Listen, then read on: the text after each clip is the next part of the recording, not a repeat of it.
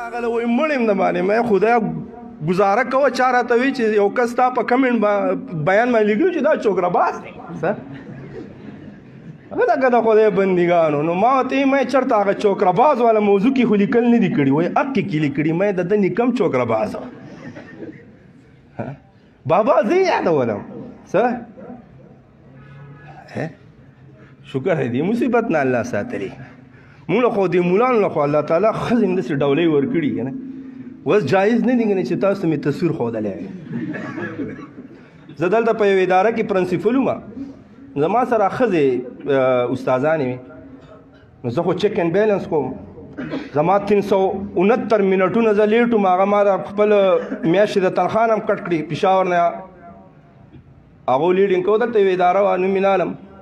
یو جنۍ پکې ویلي چې دا مونږ ته لیفټ راکوي څه لکه ما خدای بنده مفتی محسن محمود او دې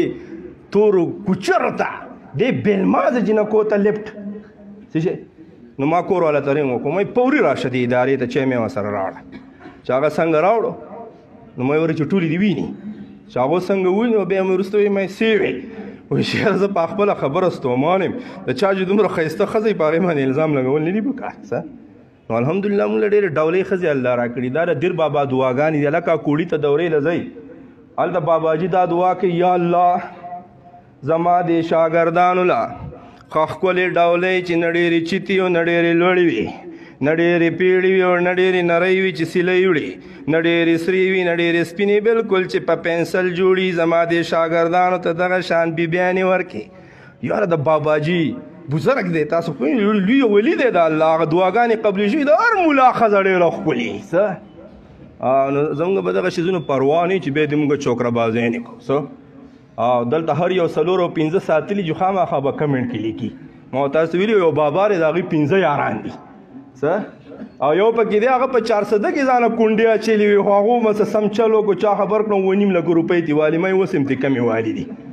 داسې چوکرهبازان مې ډېر خوښي داسې چوکرهبازان زنده‌باد داسې چوکرهبازان زنده‌باد زه له زنده‌باد باندې جومات کې وایم چې داسې لوټ کوي دا د نه سړي زامن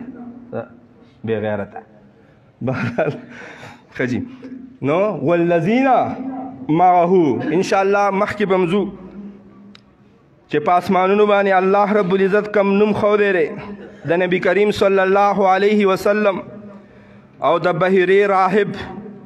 د ابوبکر صدیق رضی الله تعالی عنہ خوبونه د حضرت عمر فاروق رضی الله تعالی عنہ واقعات د دې نامه حوالې سره په شام کې قبرستانونه دي چې د هغې نومونه نوم هم دی مقبره المحمدیون چې په هغې کې هغه خلک دفن دی کم خلک چې د محمد رسول الله په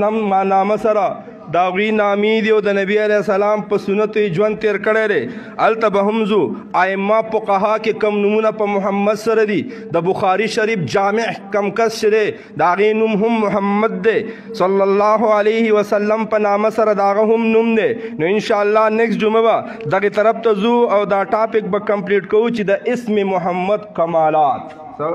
دا نامه الله رب العزت لیکچرر صاحب ولې کېښوده نو داسې ورو ورو به ورته ځو 2 ځایونو کې ذکر شو د قرآن په سورة الاحزاب آیت نمبر 40 کې او د سورة الفتح آیت نمبر 29 کې او کم چې مسیح یعنی حضرت عیسی علیه السلام کم نامه